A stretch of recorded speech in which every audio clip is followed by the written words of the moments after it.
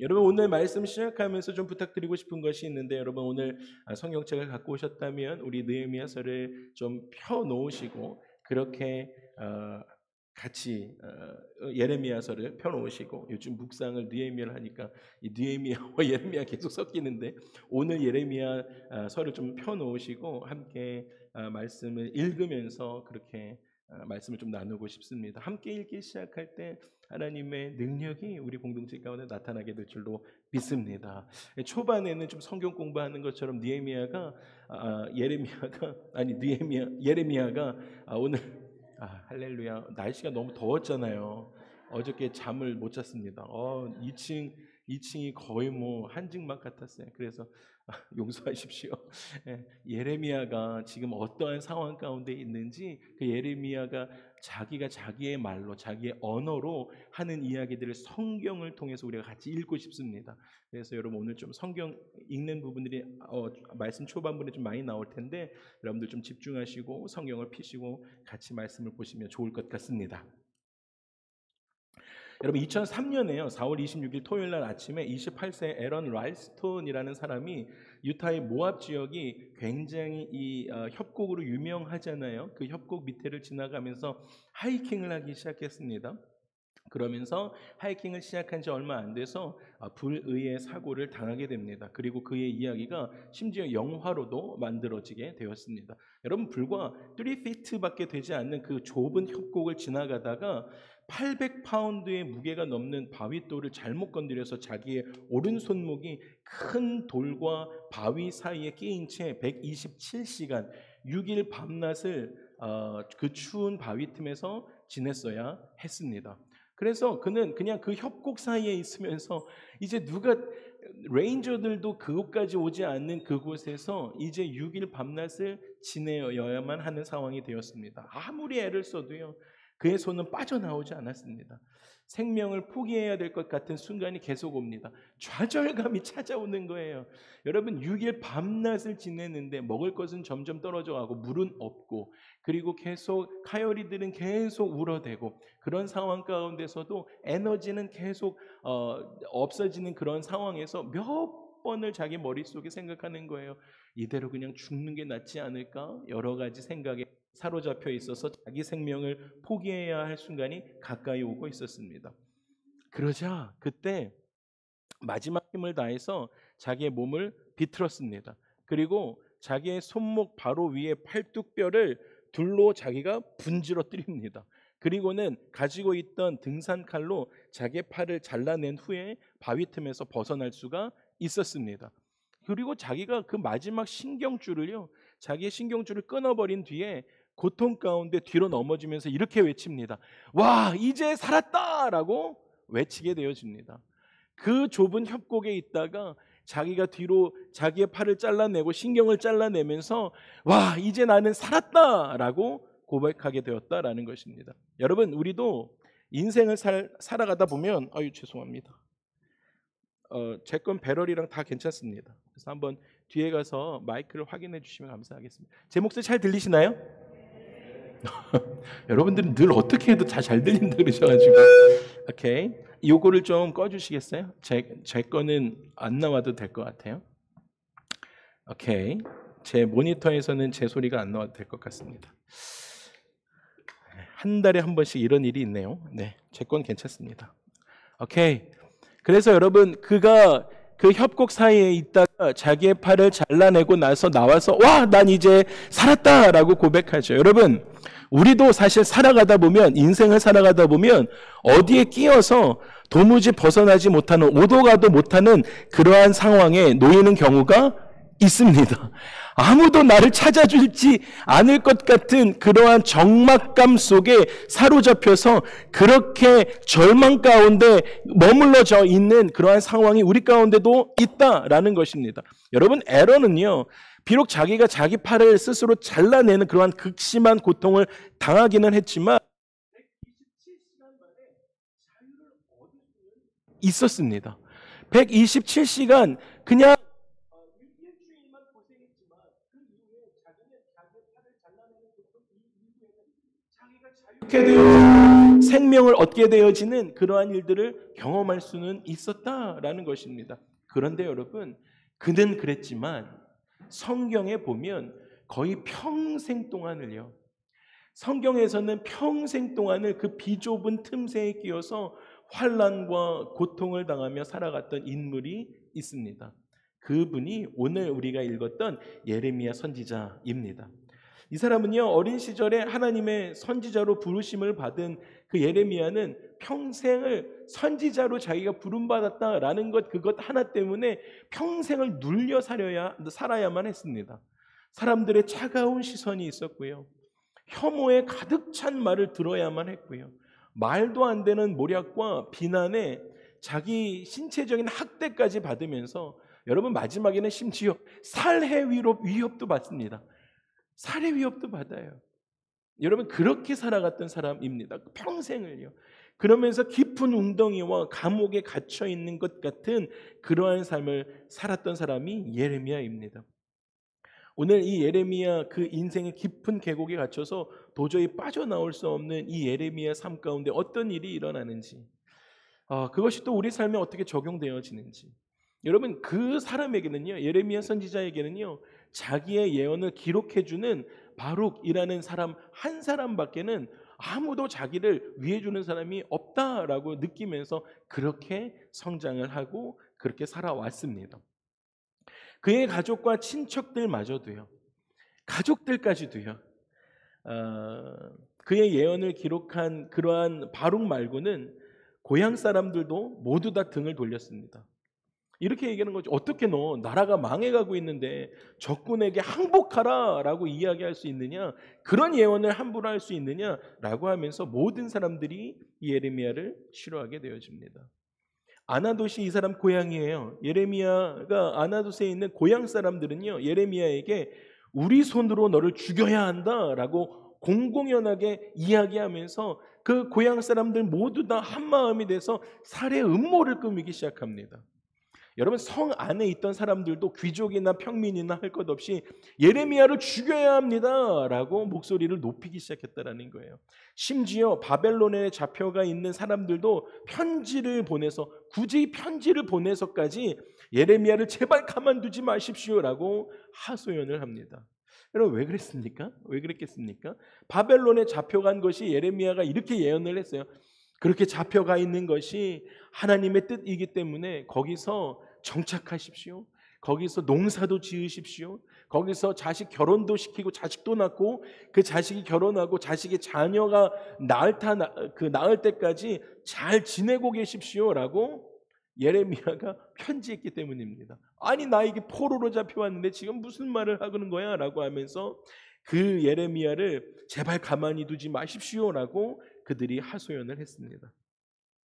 여러분 또 심지어 제사장들과 거짓 선지자들도요, 입을 모아서 제사장들과 거짓 선지자들이 이 거짓 선지자를 잡아야 하는데 제사장과 거짓 선지자가 함께 마음을 합해서 어떻게 이야기를 합니까? 입을 모아서 예레미야는 하나님이 보낸 선지자가 아닙니다라고 이야기하면서 그들을 예레미야를 잡기 위해서 거짓 선지자와 예레미야가 함께 이야기하는 일들까지 일어나게 되어집니다. 여러분 정말로 인생의 궁지에 몰려있는 막장에 몰려있는 그러한 삶이었습니다. 그런데 여러분 더 힘든 것이 있어요. 그 중에서도 가장 견디기 힘든 일은 예레미야를 그 비난하고 비난을 당하며 폭력을 당하는 그 난무하는 그 무대 위로 자꾸만 올려보내시는 하나님의 말씀과 피할 수 없는 예언의 말씀이었습니다. 이게 너무 힘들었던 거예요. 그만하고 싶은데 하나님께서 계속 그 비난이 쏟아지는 무대 위로 예레미야 선지자를 하나님께서 등 떠밀어서 계속 올려보내시는 거예요. 그러니까 그것을 견디기가 너무 어려운 시간이었습니다. 피할 수 없는 예언의 말씀을 예레미야 가운데 계속 말씀하시니까 이것을 어떻게 또 전하지는 않을 수는 없고, 그래서 그 어려운 상황 가운데 놓여있던 사람이 예레미야입니다. 예레미야 20장 7절에서 9절에 보니까 이렇게 말씀하세요. 여호와여 주께서 나를 권유하심으로 여호와여 주께서 나를 권유하심으로 내가 그 권유를 받았사오며 주께서 나를 나보다 강하사 이기셨으므로. 여러분, 그러니까 보편적으로 선지자들은요, 처음에 하나님의 예언이 떨어지면 자기의 뜻과 배치되는 상황들, 금요일 날 오셨던 분들 제가 말씀을 또 나누었는데, 자기의 삶과 배치되는 것에 있어서 하나님께 자기 뜻을 고합니다. 그럼에도 불구하고 하나님께서 명확하게 정확하게 이야기하실 때 주께서 나보다 강하사 주님이 이기셨습니다. 그렇기 때문에 내가 그 하나님의 말씀을 전하기 시작할 때 조롱거리가 되니 사람마다 종일 내내 나를 조롱합니다. 내가 말할 때마다 사람들이 막 외치는 거예요. 외치고 자기가 그 파멸과 멸망을 선포하기 시작하니까 여호와의 말씀으로 말미암아 내가 하나님의 말씀을 가진 자로 살아가는데 그 가진 것을 선포하기 시작할 때마다 하나님의 말씀 때문에 내가 종일토록 어떻게 되는 삶을 삽니까? 지금 치욕과 모욕거리가 됩니다 라고 하나님께 이야기하고 있습니다. 그래서 이렇게 이야기하는 것이요, 내가 다시는 여호와를 선포하지 않으며 그의 이름으로 말하지 않겠습니다 라고 하고 싶지만, 그렇게 하고 싶지만 나의 마음이 불붙는 것 같아서 골수에 사무치니 답답하여 견딜 수가 없습니다. 하나님께서 말씀하시는 것이 명확하니까요, 이것을 내가 이렇게 조롱당하고 모욕당하고 치욕당하는 것 때문에 내가 여호와를 선포하지 않고 싶지만 또 하나님의 말씀이 내 안에 불일 듯 있으니까, 하나님의 말씀이 진리가 어느 방향을 향하고 있는지를 아니까 캘리포니아 사람들 가운데 선포하지는 않으면 안 되는 거예요. 그 마음에 불 붙는 것 같아서 골수에 사무쳐서 내가 답답해서 견딜 수가 없습니다 라고 지금 이야기를 하고 있습니다. 여러분, 지금 이 상황 가운데서요, 이스라엘 사람들 어떠한 상황입니까? 완전히 우상 숭배하는 그러한 상황이었습니다. 하나님을 완전하게 떠나서 우상 숭배하는 이스라엘에게 하나님의 심판이 임할 것이다 라고 예언하고 있던 이 예레미야가 조롱과 핍박을 당해도 그 어려움 가운데 있는 그 상황 가운데서 이렇게 탄식하기 시작합니다. 예레미야 4장 19절에서 21절까지 이렇게 이야기합니다. 슬프고 아프다. 내 마음이 아프고 내 마음이 답답해서 잠잠할 수가 없으니 이는 나의 심령이 나팔 소리와 전쟁의 경보를 들음이로다. 하나님께서 지금 계속 어떻게 하실지 나에게 말씀하시는 거예요. 패망의 패망이 연속하여 온 땅이 탈취를 당하게 되니 나의 장막과 휘장은 갑자기 파멸되도다. 내가 첫 깃발을 보며 나팔 소리 듣기를 어느 때까지 할꼬라고 하나님께 이야기합니다. 여러분, 그렇게 지금 완전히 그 협곡에 자기의 팔이 끼어서 오도 가도 못하는, 언제 죽어도 이제는 어떻게 할 수 없는 모든 사람이 자기를 향해서, 가족까지도요, 그렇게 하는 그 상황에서 또 어떤 날은 앞으로 다가올 무서운 심판을 바라보면서 두 눈에 눈물이 가득하게 고입니다. 예레미야 18장 18절 21절에 슬프다 나의 근심이요 어떻게 위로를 받을 수 있을까? 내 마음이 병들었도다.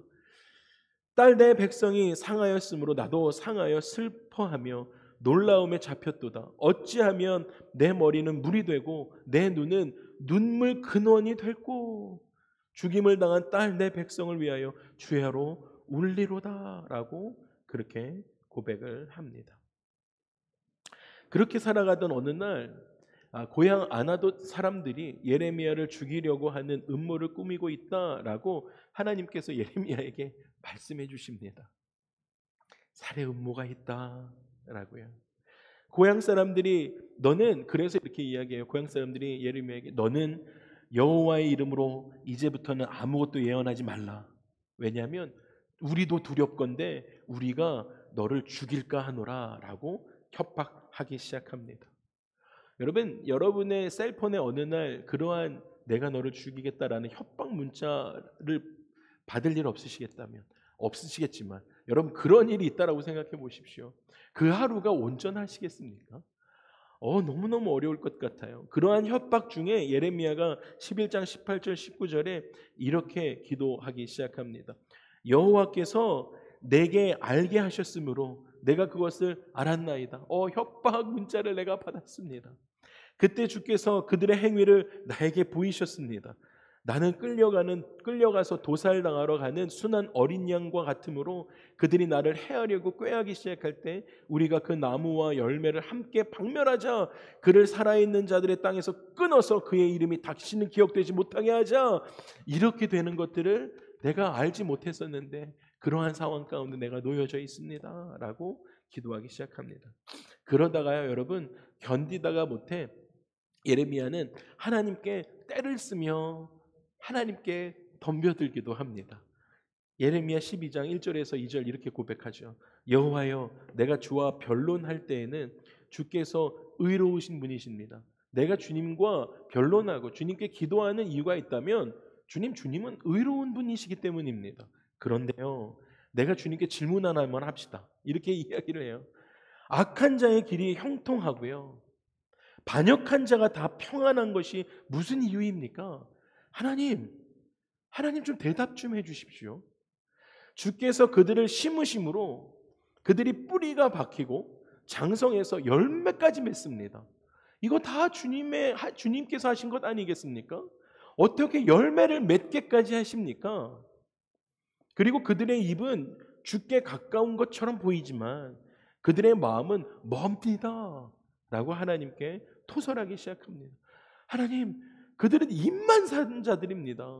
그들은 그냥 입만 살아있고 하나님께는 마음이 아주 멀리 있는 자들입니다 라고 하나님께 토설하기 시작했다는 것이죠.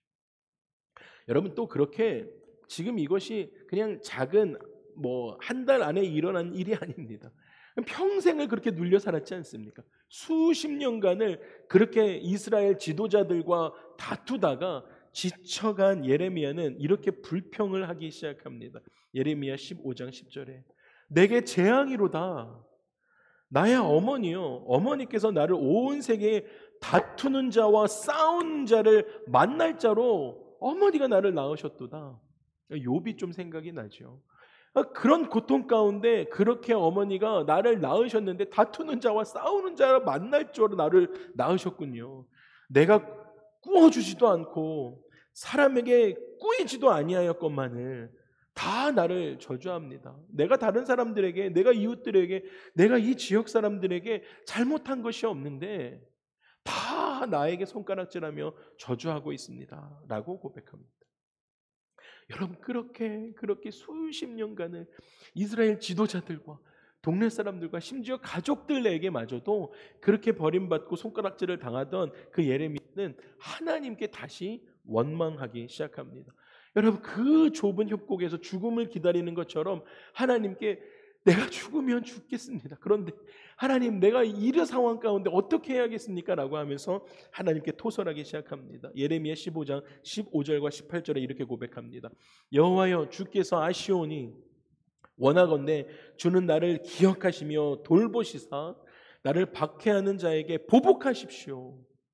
주의 오래 참으심으로 말미암아 나로 멸망하지 아니하게 하시고 주를 위하여 내가 부끄러움을 당하는 줄 주님 아십시오. 내가 주님 때문에 지금 이러한 처지에 있는 걸 주님 아십시오. 나의 고통이 계속하며 상처가 중해서 낫지 아니함이 어찌 된 것입니까? 이제는 하나님께서 주께서 내게 대하여 물이 말라서 속이는 시내같이 하나님이 되셨습니다. 이렇게 이야기합니다. 이게 무슨 말이에요? 여러분, 정말로 목이 너무 말라가지고 광야를 지나가고 있는데 시내가 보여요. 시내가에 막 갔더니 시내가 다 말라서 물이 하나도 없는 거예요. 여러분, 하나님, 여러분 용서하고 드리십시오. 지금 예레미야 상황은 하나님, 그 시내가 있다라고 얘기하고 시내에 갔더니 물이 하나도 없는 그 말라 비틀어진 그 시내를 나에게 보이신 것 같은, 하나님 저에게 지금 사기를 하시는 것입니까? 라고 이야기하는 거예요. 나는 그래서 하나님을 도저히 신뢰할 수가 없습니다 라고 이야기하는 겁니다. 내게 대해서 물이 말라서 속이는 그 시내같이 왜 그렇게 하십니까? 라고 하나님께 토설하고 있는 것입니다.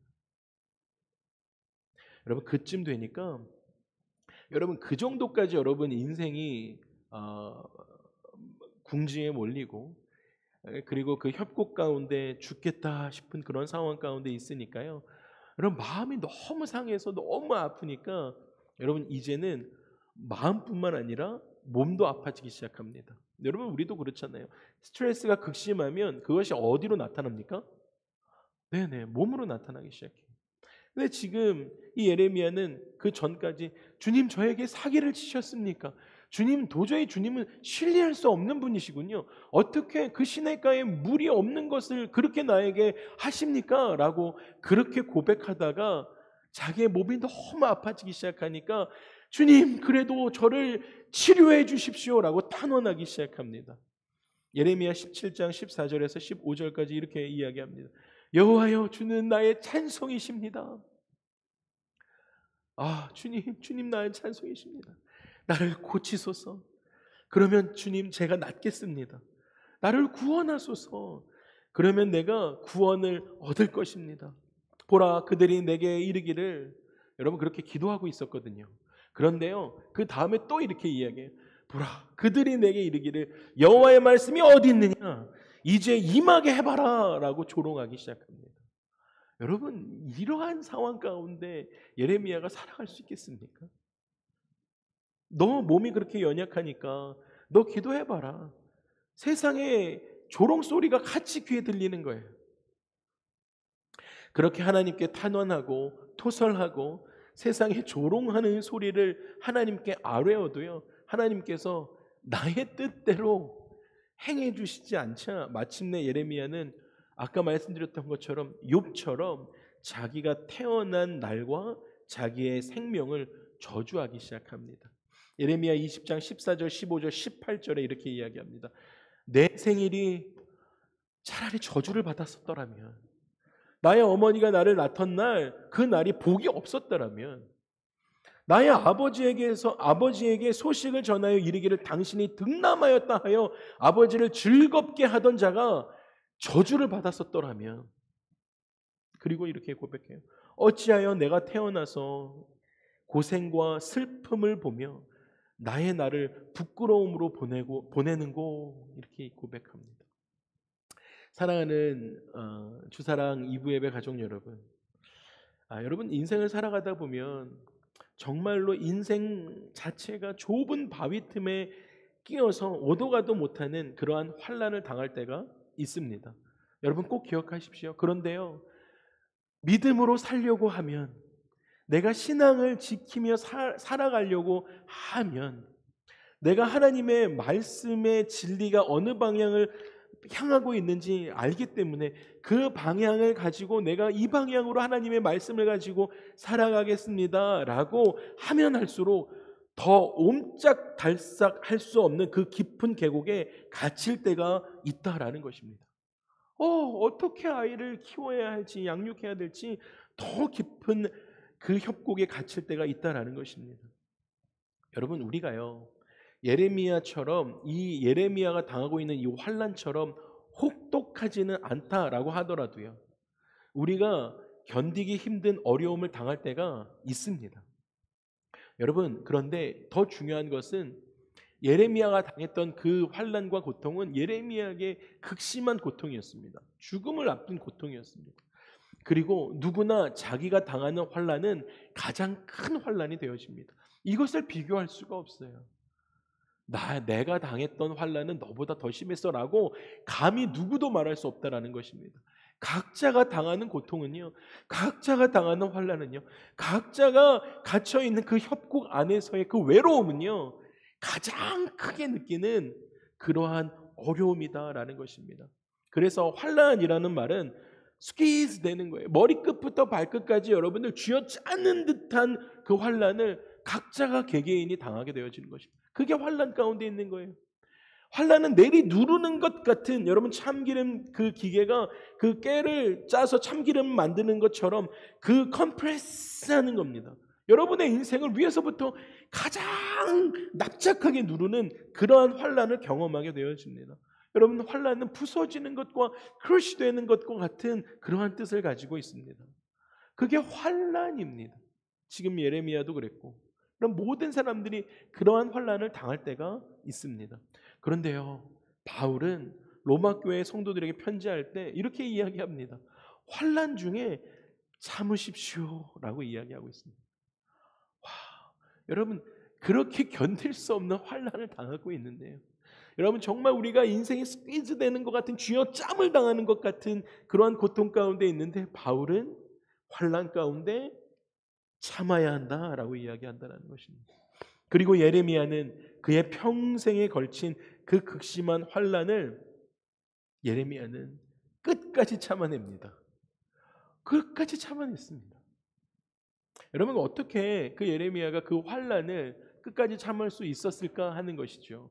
어떻게 그렇게 할 수 있었을까라는 거예요. 여러분 예레미야는요 하나님께서 그에게 하나님 자신이 세우신 장래의 계획을 그에게 보여주셨기 때문입니다. 이렇게 될 거야. 여러분 터널에 동굴에 들어가셨는데 동굴에서 길을 잃으셨어요. 동굴에서 이쪽으로 가야 할지 이쪽으로 가야 할지 길을 잃은 상태에서 뱅뱅뱅뱅뱅뱅 돌기 시작하면 여러분 그 동굴 안에서 끝을 모르고 죽을 수 있습니다.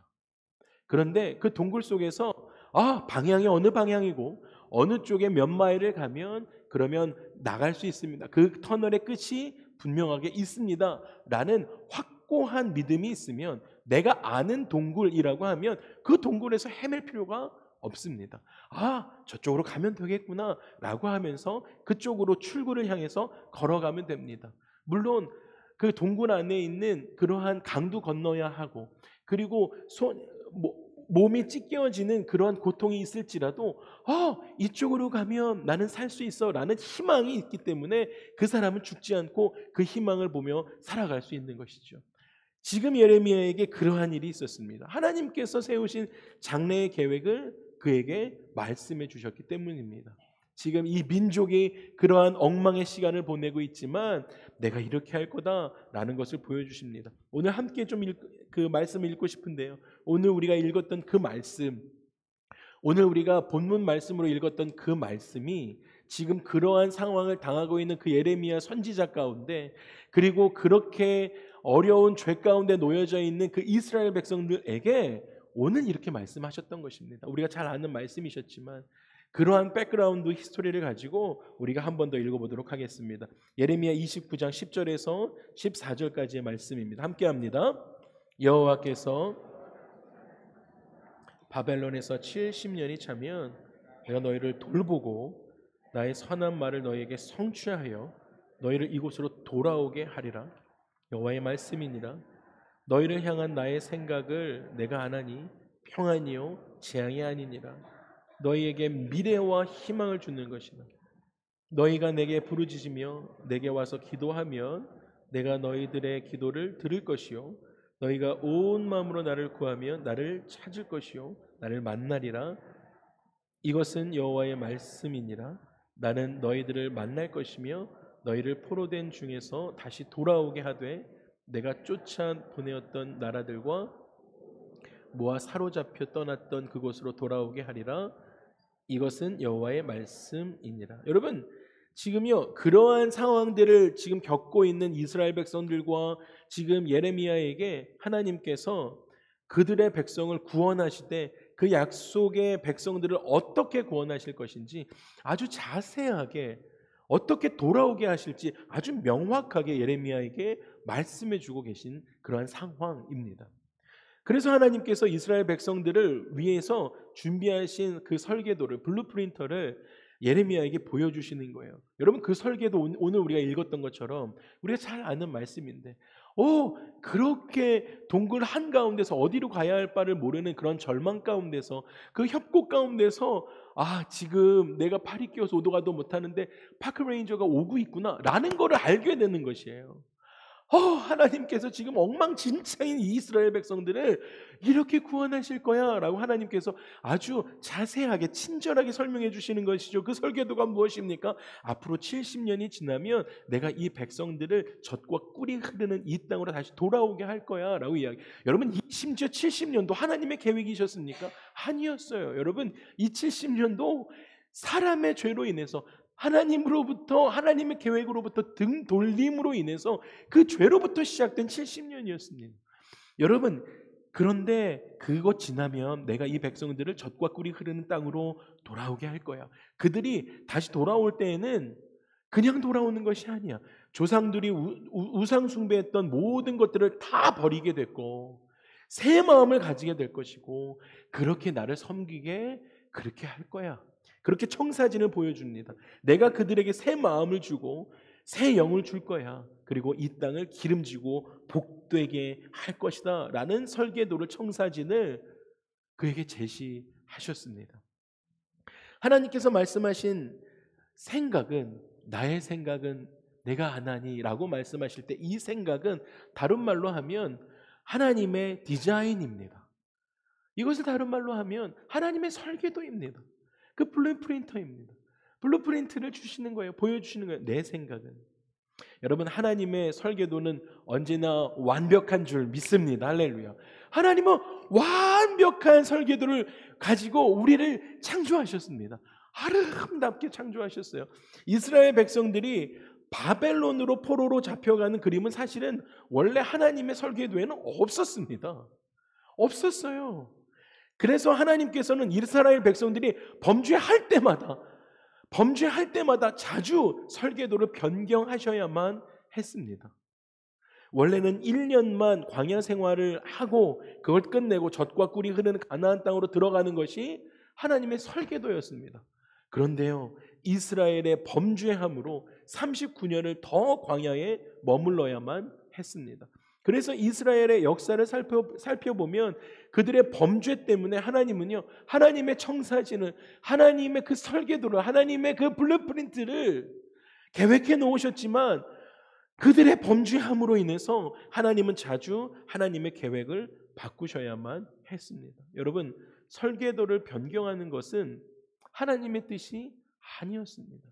하나님은 우리를 향해서 완벽한 설계도를 갖고 계셨습니다. 그런데 우리가 죄를 범함으로 하나님과 멀어질 때마다 그때마다 하나님은요, 이놈 안 되겠군. 그리고 꾸겨서 버리시지 않고요. 여러분 우리가 하나님과 죄로 인해서 멀어질 때마다 인자하신 하나님은 성실하심이 풍성하신 그 위대한 설계자 하나님께서는 우리를 포기하지 않으시고 이스라엘 백성들을 포기하지 않으시고 이스라엘 백성들을 용서하시며 또 다른 설계도를 완벽하게 우리 가운데 보여주시는 그러한 하나님이십니다. 그러시면서 흠이 없는 완벽한 설계도를 다시 그리셨어요. 그리고 원래 하나님 자신이 세우셨던 그 설계대로 역사를 이끌어가 주십니다. 여러분, 그 하나님의 설계도는 무엇이었습니까? 우리가 오늘 읽어보니까 뭐라고 말씀하세요? 네, 우리 가운데 평안과 희망의 설계도를 우리 가운데 제시하고 계셨다라는 것입니다. 그래서 너희를 향한 나의 생각을 내가 안 하니 나의 생각, 나의 디자인, 내가 너희를 어떻게 디자인했는지 오리지널 플랜이 무엇인지 내가 알고 있나니 그건 여러분 우리 가운데 하나님께서 너를 향한 평안이고 재앙이 아니다. 너희에게 미래와 희망을 주는 것이다 라고 하나님께서 말씀해 주고 계십니다. 여러분 그래서 예레미야가 그렇게 많은 환난을 당하면서도 그렇게 조롱을 당하면서도 꿋꿋이 이겨낼 수 있었던 비결은 하나님께서 그의 영원하고 완전한 설계도를 그에게 보여주셨기 때문입니다. 그렇군요 주님. 영원히 망하게 하시지 않고 마침내 이스라엘을 회복시켜 주시리라 약속을 받았기 때문에 기도하기 시작할 때 그 소망을 나에게 보여주셨기 때문에 내가 그 소망 붙잡고 지금 당장 어려움 있지만 그 소망 가운데 하나님께서 나를 나아가게 하시겠구나 그 약속의 말씀 붙들며 소망을 불러 일으키며 그렇게 살아갔다라는 것입니다. 여러분 기도하기 시작할 때 그 소망을 가진 자는 어려움을 넉넉하게 이길 수 있게 되어집니다. 환난 중에도요 잘 참고 인내할 수 있습니다. 왜요?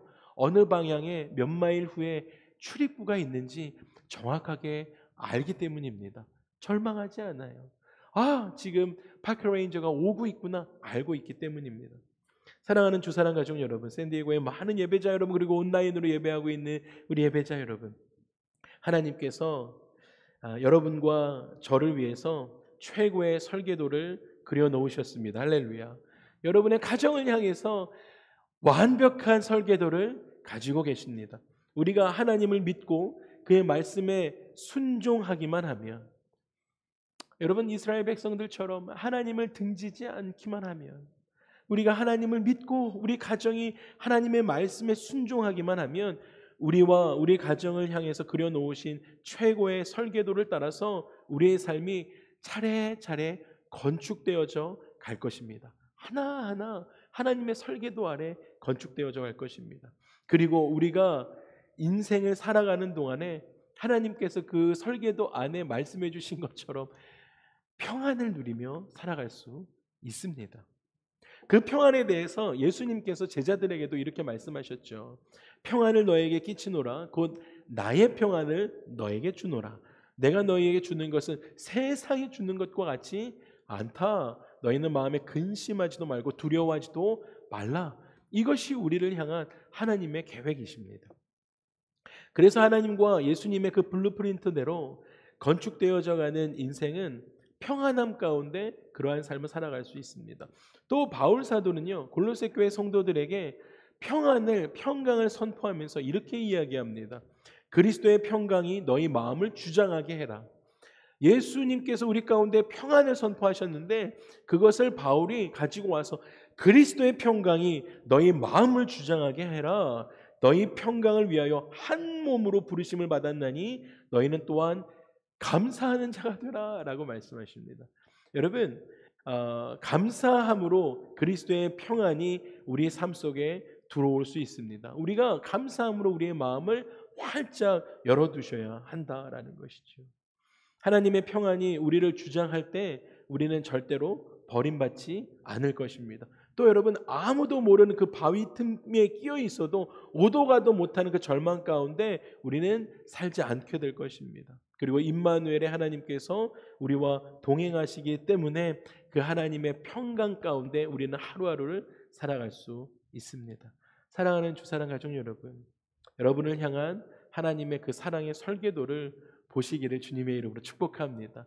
여러분의 가정을 향한 하나님의 그 설계도를 보시기를 주님의 이름으로 축복합니다. 앞으로 여러분의 삶을 통해서 성취하실 하나님의 영광스러운 계획표를 우리가 읽어보는 거예요. 하나님께서 나에게 허락하신, 우리 가정에게 허락하신, 나의 삶에 허락하신 그 계획표를 읽어보는 것이죠. 하나님 이렇게 하실 것이군요. 내가 이거 소망 가운데 내가 하나님의 약속의 말씀 내 것으로 취하고 하나님 내가 평강 가운데 희망을 가지고 매일매일 살아갈 것입니다. 하나님과 깊은 사귐 속에 있는 것이죠. 우리 공동체를 위해서, 우리 교회 젊은이들과 차세대 아이들을 위해서 하나님께서 디자인해 놓으신 그 그림들을 활짝 펴보는 것입니다. 우리 가운데 이러한 일들을 행하실 거래 라고 우리가 서로가 서로에게 그러한 마음들을 나누는 것이지요. 말씀을 마무리하겠습니다. 사랑하는 주사랑 가족 여러분, 여러분 개인들을 향한 하나님의 블루프린트는 무엇입니까? 여러분 가정을 향한 하나님의 설계도는 여러분 무엇입니까? 여러분 어떤 약속의 말씀을 받고 여러분들 지금 하루하루 예수님을 따라가고 계신가라는 것입니다. 여러분 저는 기도합니다. 새벽마다 끝날 때마다 제 방에서 기도할 때 우리 교회를 향한 하나님의 설계도를, 우리 공동체를 향한 하나님의 계획하심을, 그 위대하신 하나님의 설계도를 보여주시라 라고 기도합니다. 그 설계대로 여러분 우리가 지난 2년을 달려왔습니다. 할렐루야. 그리고 하나님께서 앞으로 20년을 그 설계도 안에 우리를 인도해 주실 줄 믿습니다. 이 험한 세상을 살아가는 동안 아무도 오지 않는 그 협곡에 팔이 끼어 오도 가도 못하는 상황에 그 절망 가운데 놓일 때마다 여러분 눈을 들어서 하나님의 보좌를 바라보시기를 주님의 이름으로 축복합니다. 하나님을 바라보는 거예요. 하나님의 그 계획하심을 바라보는 것이죠. 나 여기서 죽지 않겠구나 라는 것을 바라보는 것입니다. 그리고 하나님께서 나를 위하여 그리고 우리 다음 세대를 위해서 그려놓으신 위대한 설계도를 예레미야처럼 보면서 어떤 어려움이 와도 이겨내고 승리하는 저와 여러분의 삶이 되기를 주님의 이름으로 축복합니다. 아멘. 우리 함께 일어나셔서 이 찬양으로 우리 함께 우리의 믿음을 고백